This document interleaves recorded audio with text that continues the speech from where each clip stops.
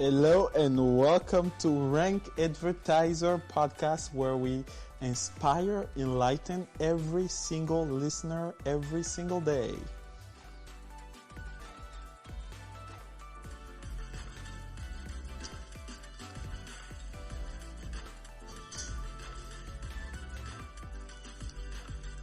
Hello and welcome to all of you who are here with me today. I welcome you to the Rankadvertiser Podcast today, and I am so excited to see you all here. Today we're going to be talking about democracy in its finest form. I have a guest for us today.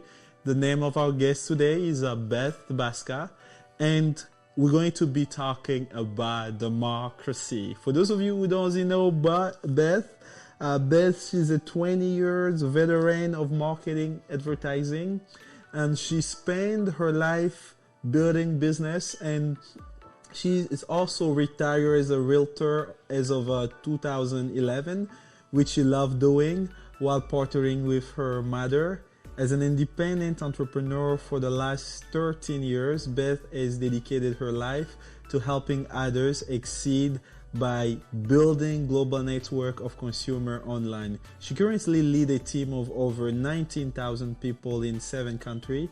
She is very passionate about teaching anyone willing to do the work and how to master a way of earning an income that leverage a little bit of work from network of people in order to make their dreams come true. That is why her company is called Team Dream Extreme. She is also a passionate advocate for preventive health care strategy, a national spokeswoman for Women Heart, the only national advocacy organization for women with heart disease. She's an active Rotarian and past president of her Rotary Club, an ambassador for the National Cancer Coalition, and an athlete addicted to tennis and her Peloton bike. She believes everything in her life has led her to this place, and she is on a mission to support as many people as possible to have the type of success she enjoyed. She's been happily married for 35 years, and her child sweetheart, Dave. She has 2 wonderful grown children, Erica, who is 27, and engaged to be married in September 2021. Congratulations to Erica. And currently lives and works in North California. And Kyle, who just recently moved to Seattle. And Kyle is 25 years old and lives with a love of his life and work in Southern California. In a minute, I am bringing Beth to all of you guys who are right now on the podcast. At this moment, I'll ask you to share the podcast, invite your friend and family, because we're about to get into it.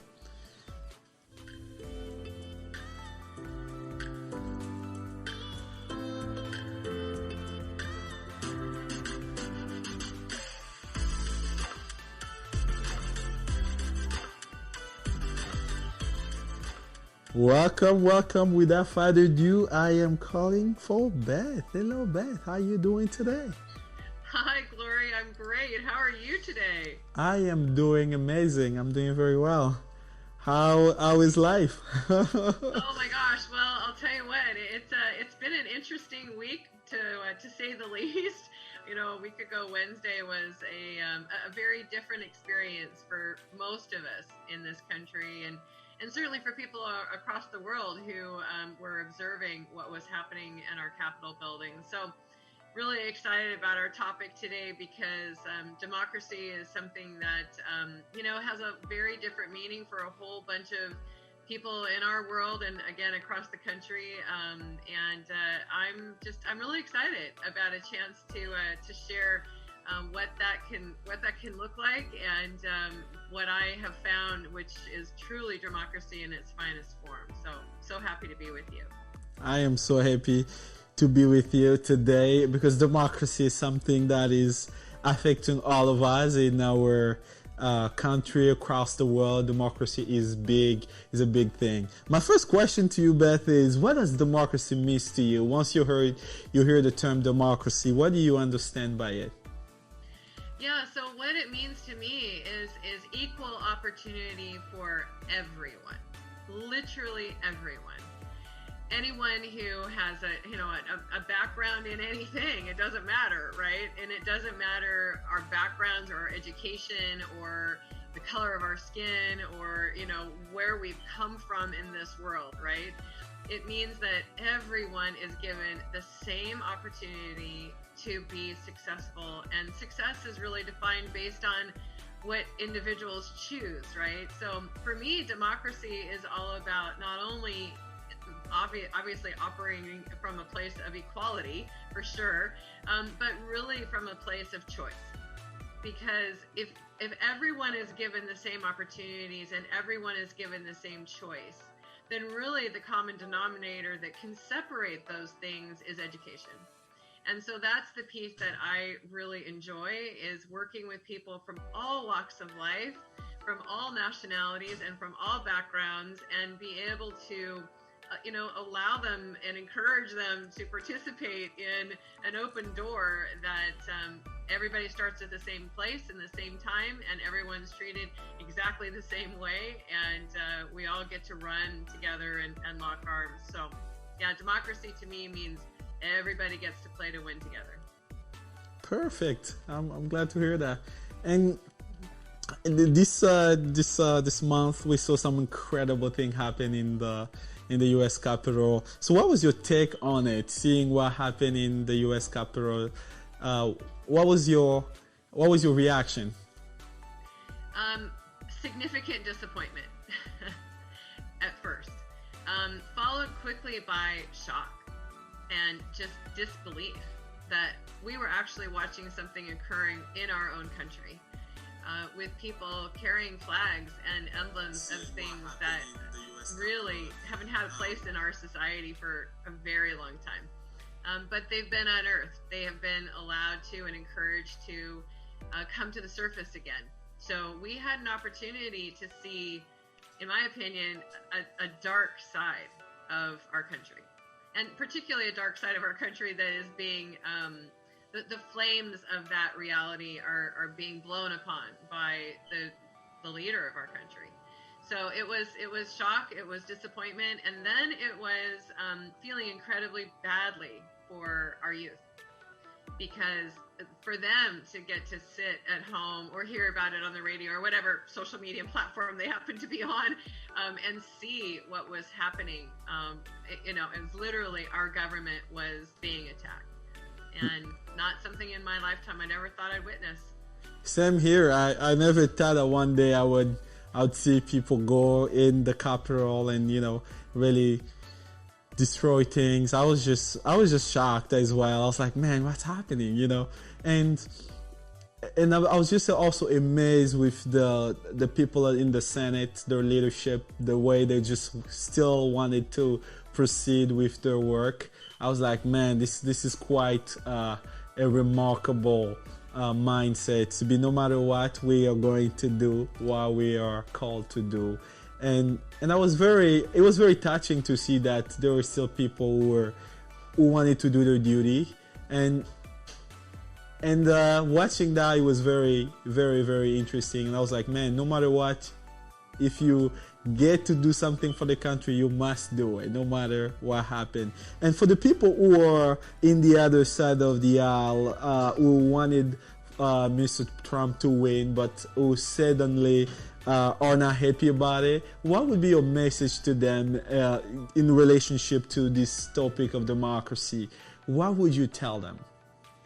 Yeah, it's so fascinating that you asked that question, Glory, because I have a number of dear friends who are on the other side of the aisle, as you put it, which is very graceful. I love that. Is that I appreciate that they believe that they have a point of view that is still in keeping with what democracy stands for in this country. And so it makes it interesting. And at the same time, it also is very hopeful. in a lot of ways, because I truly believe that the president who's going to be occupying the White House shortly is really a master at being able to help people with very differing points of view come together and recognize that there is value in all that needs to be said. And the thing that really is difficult to tolerate or justify, frankly, regardless of the side of the aisle you might be on, violence is not acceptable. It just isn't.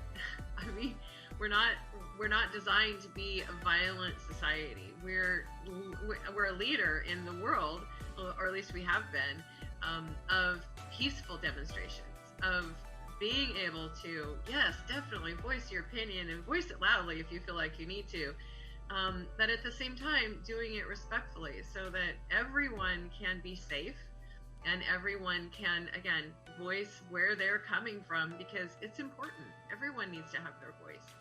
And coming together, again, regardless of the side of the aisle, and having respectful dialogue that, doesn't need to be instigating violence, is what I would say to those individuals. Okay, thank you. And for those who are still, because as I was watching the news, it seems like some people are having a hard time accepting the results that was published by the electoral community. And do we still have faith into the electoral community? For those people who are questioning the electoral community, what would be your answer to them? What would you tell them about it? Because according to me, as I was watching things, I was like, man, everything was on camera. We were seeing the live on YouTube on every single place where they were counting the vote. I mean, there wasn't any kind of fraud, because everything was under camera supervision and there were people there. And according to me, I was like, man, this was a very, very fair election. And what would be your answer to them, to the people who are worrying or questioning a little bit about our electoral systems? What would be your answer to them? Well, that's again a great question, Glory, because that is the biggest part of the issue right now, really. I mean, in terms of deciphering whether it was a fair election or not a fair election, there's just been no evidence, no concrete evidence that has been brought forward in all of the different trials that they have attempted to switch the results, right? 40 different attempts and none of them were successful. So I think what I would say is, it's more of a question, really. It's the question becomes, if the Electoral College is not able to illustrate a fair and impartial election result for the president, but we expect for the voting process to be workable in all of those other areas, like particularly in what happened in Georgia as an example, it just can't work both ways. It's impossible for the election and how our votes are counted to be inaccurate on one occasion and then have them be reliable and accurate on another occasion. So I think what I would suggest is that we need to be able to, first of all, count on the process. There was a lot of things that were put in place after the 2016 election so that this one would be considered very fair and equitable and highly well run. And then COVID hit. And what occurred is that we had, a whole bunch of people who did early voting to avoid being in a long line due to COVID. So that was the shift, right? It wasn't that something was stolen. It's just that the color changed because a lot of the other votes were being counted. And it didn't have anything to do with anything being stolen. But stolen, and that whole line of input, that definitely gets a crowd riled up, right? To think that something was stolen. And based on all the evidence that has been uncovered thus far on both sides of the House, there really is not enough evidence to continue to believe or be attached to there being a president who won the election other than President Biden. Yes. And one of the things that I'd like to ask is, as we move forward in our democracy, what would be the suggestion that you give to people or the political party, and how could we improve as we move forward? What are some of your thoughts on that? Yeah, well, I'll tell you, it's such an important topic because as we do move forward, I'm putting my Rotarian hat on for a moment here, right? I'm very, very blessed to be in a position where I'm currently the president of our Rotary Foundation, and so lots of money is being requested, and then we vet how we are providing donations to individuals and corporations that are 501c3. So we're very engaged in helping to provide hope and strength, and just that renewed sense of we are all human beings. We all bleed red. We all have lots of things in common, particularly those of us that have children. We all love them. So it really, for me, what it comes down to is, even for those people that I disagree with politically, I'm going to look at them as a human being, and I'm going to work to find the things that we share in common and begin there. Because undoubtedly we are going to find more things in common than things that differ. And it comes down to our beliefs. And my belief is that peace and love are the things that are going to continue to bind the human race together. And those things need to show up a lot more than they have over the last few years. That is true, and I was, as I was reflecting on what happened this year, I actually understand that also the part of the responsibility as being a participant in an election is also being able to recognize once you didn't win and owning up to it. It's actually a big element of leadership, showing that it's okay. Next time we can do better, and I think today's leaders got to understand how to cope with those challenges. And what is your view around that? Like, how could people do it better once it comes to those kind of challenge, once they're faced with such adversity where they wanted something but they didn't get it? That's the thing, right? I mean, if you I don't mean to minimize the depth of the question, because it's an excellent question. Mm-hmm. I would just use a sporting event, right? I mean, an individual sporting event. My husband is an extraordinary tennis competitor, and I've loved watching him play all these years. And he is as gracious a winner as he is gracious a loser, because in a competition, if you will, or in an election, there can only be one winner.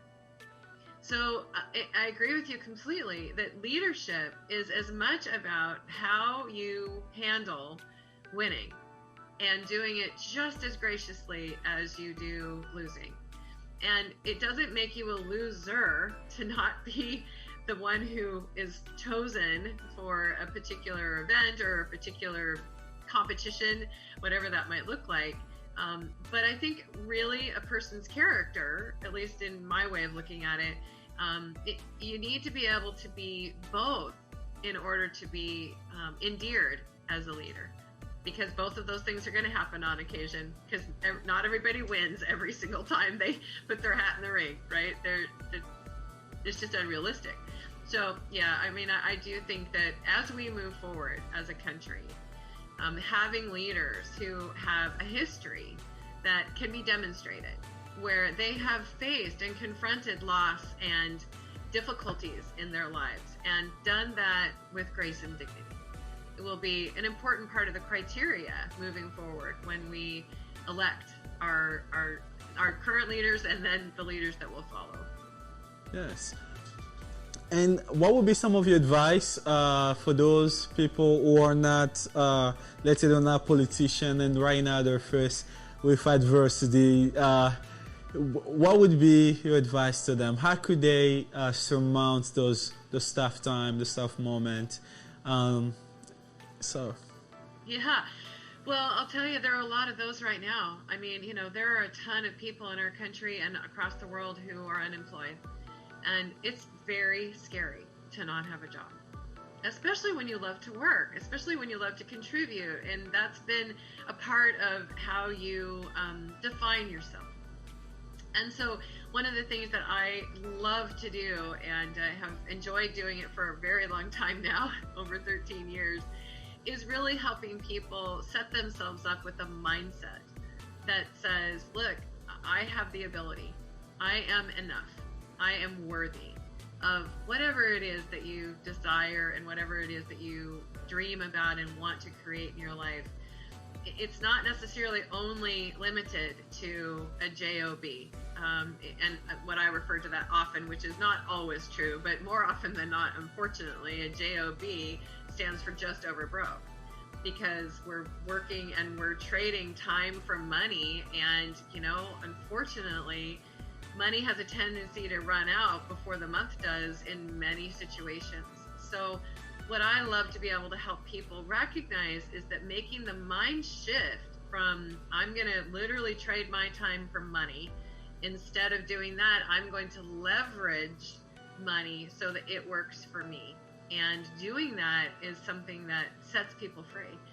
It assists them in not having those pressures, those things, those monkeys behind their back, right? That are kind of shouting out at them going, fear or anxiety, or the things that can come when a loss of financial security occurs. And it's happened, unfortunately, a lot in this country this last year. As we are right now on the financial territory, I think I would love to ask this question. How does democracy applies to finance, or how would someone democratize themselves or their finance, to say? Yeah, great question, right? Because when it is in its finest form, right? And that's the whole point of our dialogue, is to say, look, how can you empower yourself to be able to be truly democratic? And the way that I've discovered to do that, and I have taught my team of leaders all over the world, is to think in terms of, it has no bearing, once again, of people's education background. You could barely be a high school graduate, but as long as you have the drive and the determination to make a difference in other people's lives, there are vehicles out there that enable you to do that are totally legitimate. And the education comes from doing, and comes from a mentor relationship with either myself or other members of my community. And frankly, there are a lot of great companies out there that what they're doing right now, because the opportunity is present, is to help people design and implement online businesses that are all about helping people make really good decisions about what they purchase online. And so before you know it, you have this gargantuan network of consumers that are all putting in a little bit of time towards everyone being paid to do this. And there's no difference between me and you, right? I mean, we come from very different backgrounds and very different worlds, and we all are given the exact same opportunity. The difference is the mindset. And that's the thing that's the most important. As opposed to thinking in terms of lack, the things that aren't working well in your life, it's really shifting that mindset to an abundant lifestyle and mindset that says, I can go for this. I'm surrounding myself with people who know how to teach me how to do this, and I'm willing to be a student. Perfect. For our listener, we're getting into the second part of the podcast, where we're going to develop a little bit more on democracy and how we can create more prosperity within it. Coming up in a minute.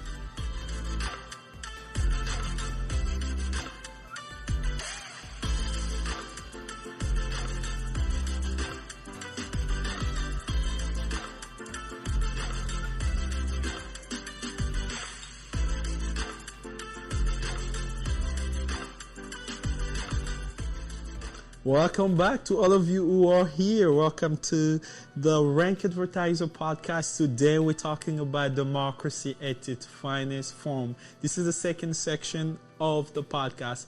So I have Beth today, who's our guest. So without further ado, in the second section, I'd like to ask a question, Beth. How do we create more prosperity in a democratic system? How do we create more prosperity? What are some of your thoughts, some of your idea within this question? Yeah, so thank you. I really appreciate it, Glory, and welcome back, everybody. So the way that I have found to be able to do that is to literally create a network of consumers, people who are interested in buying their groceries, their food online, and having it drop shipped to their household and being paid on that purchase, and then paid on the individuals who are also doing the exact same thing that you're doing. And it's incredibly affordable, and it works every time that it's done well. And, there are times certainly when people who attempt to teach other people how to do this, that, they don't really understand how to maximize the financial models that are available out there. And my team and I do, and we love being able to help people chart their own future, to be able to, let go of their past way of looking at their relationship with money and their finances, and move them into, again, that mindset piece is so important, into a space where they have leverage working for them, as opposed to linear income, which is literally just trading your time for money. Let's use a specific example. So let's say it's a personal trainer. I'm not picking on personal trainers, just happens to come to mind. But let's say that, you are personally training someone, and unfortunately, you've built your entire financial model, and, if you have a family or if you're just paying your rent, doesn't matter, right? It's your financial model. And then the gym closes as a result of COVID. Or you're not able to be one-on-one, and you're not in a position that you can pivot quickly enough to be able to do that entirely online. So that's one person who is going to be in a position where they're going to feel like there's a lot of things out of their control. Exactly. And the ability to take those things back and do an inventory of what you do have control over, and everything comes back to, what goes on between our two ears, right? And yes. So being able to say, I know I can do this because I'm going to lock arms with other people who are going to help guide me in ways that I haven't explored yet, and be open to that. So that's what we love to be able to do. And the company that we are aligned with is called Isogenics, and they're an organization that's been around for 18 years and is multi-billion dollars, family owned and operated. And it's just a beautiful, amazing vehicle. And it's not the only out there like it, but I've compared it to a lot of others out there, and I know our financial model really well, and it's just very difficult to compare. So I love helping people be able to maximize the financial places where they can be within this model, and really help them support either themselves and their family, and do it from home, and do it either in the pockets of their life or do it full time as I do. But it's an absolute blast, because you get to contribute, and you get to participate, no matter who you are, no matter what background you come from, no matter any of those things. None of those things matter. If you have a computer and you have a phone and you have a desire to do the work and be taught, you can do it. Thank you, Beth. That was a very, very good point. Entrepreneurship, being able to have the options to also run your own business is a very great thing within a democratic system, because then we get to create more business, more wealth together for the entire community. I really like that idea. And for those of you, for those people who are on the podcast right now, they're listening, they're like, okay, man, I love what you guys are talking about. So how do I get started, or is there opportunity right now available? And how do I get in touch? So how would you address those questions? Yes, absolutely. There's always room to help as many people as we can. That's our mission for sure. The best way to begin that process is to email me, which is e.baska, B-A-S-K-A, @comcast.net. You're also welcome to text me on my cell phone, which is 206-459-2854. and be happy to set up a time to have a Zoom conversation with you. And we also have an ebook that I've found people are it's very helpful, because it talks about, if you're thinking about building an online business, some people just don't even know where to really begin. And so this ebook includes all of my contact information as well, but it also has 10 different categories of things for you to consider, questions to ask. Because for anybody who's starting out as a brand new entrepreneur, sometimes you don't even know what questions to ask, right? And so that's the purpose of the ebook, is to just say, look, we're going to provide you with answers to the top 10 questions that entrepreneurs who are looking at building an online business are going to be posing, and then we can assist you with being able to have those responses help you on a path that will set you financially free. Perfect. As we are reaching our close today, I would like to give Beth the opportunity to share with us some last words, some word of wisdom before we close, and I look forward to be producing more of the content for you guys who are listening to us on the podcast. So let's get in a little break before we give Beth our last words there.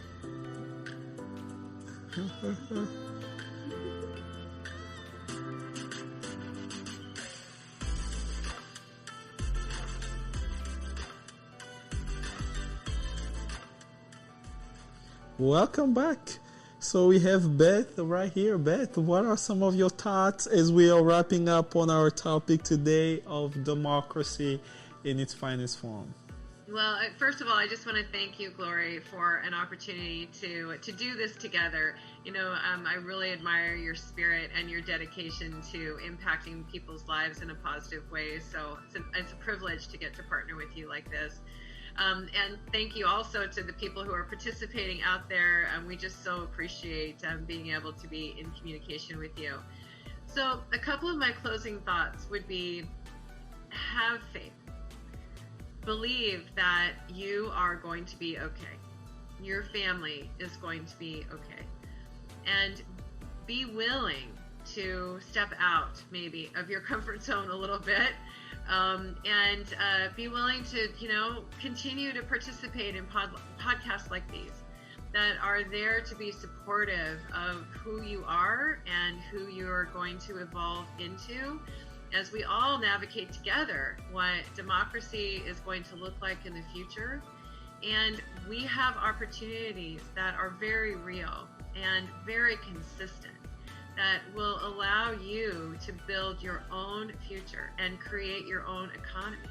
And I don't know anything more democratic than that, is a whole bunch of people who get to develop their own economies to provide for themselves and their families. And it's my privilege to have a chance to do that with as many people as I can impact. Amazing. That was a wonderful close. Thank you so much, Beth. This was an amazing podcast. I really enjoyed the way you shared your point of view within how democracy in its finest form can look like, and how we could work toward it by being an element that foster entrepreneurship and prosperity, and how we could do better. Thank you very much. And for those of you who are listening, thank you for spending the time with us. We really appreciate you here. And for those of you who want to reach out to Beth, you can always go through her website, which is Master the New Way. And you can also follow her on Facebook at Team Dream Extreme. You can ask to join the group. And for those of you who still want to stay in touch with the podcast, we are now everywhere. We are on Audible, Apple, anywhere, Google Podcast. So anywhere where you listen to your podcast, you can just type Rankadvertiser Podcast and you can listen to us. Thank you very much, and I look forward to seeing you in the next session. Thank you. You're welcome, Beth.